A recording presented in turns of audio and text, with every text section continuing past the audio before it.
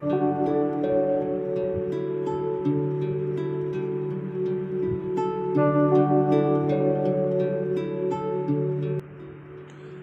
and welcome to Before Exams. Here we help you to prepare for your competitive examinations. Subscribe to our channel so that whenever we post the content about your exam, you get the notification about it. Hello and welcome to Before Exams. Here at Before Exams, we help you prepare for various competitive examinations. This course is intended for the candidates who are looking to give IELTS test.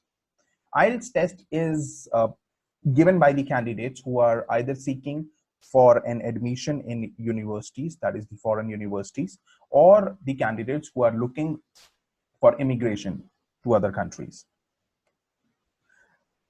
This course is for the academic students. These are for the students who are looking for academic course, that is, who are looking for to pursue their graduation or post-graduation from a foreign university.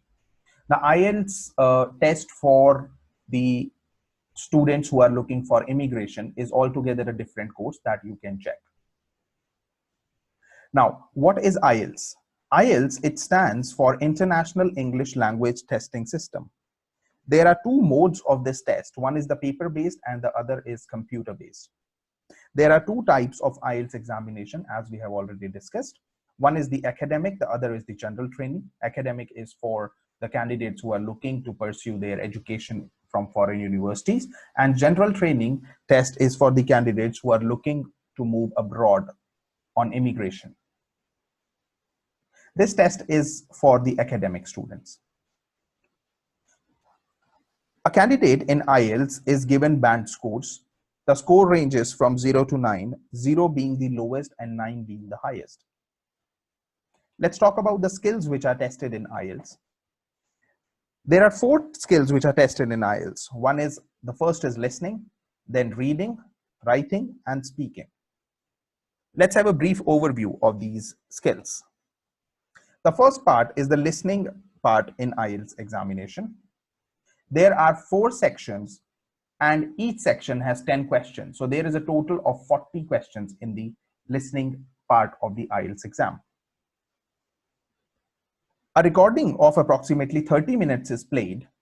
The candidate, he or she has to listen to the recording and has to answer the questions related to the recording simultaneously while the recording is being played. After the recording is finished, 10 minutes are given to the candidate to transfer the answers in their answer sheet. 1 mark is awarded for each correct answer and 0 is given for incorrect answer. That means there is no negative marking in the listening part of IELTS examination. This listening part or listening section is same for both academic and for general training candidates. Let's now move on to the reading section. Just like the listening section, reading section also has 40 questions. There are unseen passages which are there in this reading section, and then there are questions on that unseen passage which a candidate has to answer. 1 hour is given for the reading section. A candidate gets 1 mark for each correct answer and 0 for the wrong answer. That means, again, there is no negative marking in reading section also.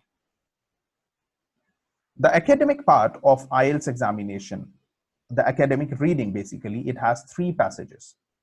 3 unseen passages. A candidate has to look on those passages. He or she has to read those passages and then they have to answer the questions according to it. Then comes the writing section of the IELTS examination. Writing section has 2 tasks. A candidate has to cover 2 tasks. The first task is a visual information. A visual information is given and the candidate has to answer or to describe that in around 150 words. The visual information could be anything. It could be a graph, a table, a pie chart, or a diagram. Then the task 2 is essay writing. A candidate is given a topic and he or she has to write an essay in at least 250 words. The total time allotted for the writing section is 1 hour. The last section of IELTS exam is the speaking section. A candidate has to undergo 3 tasks in it.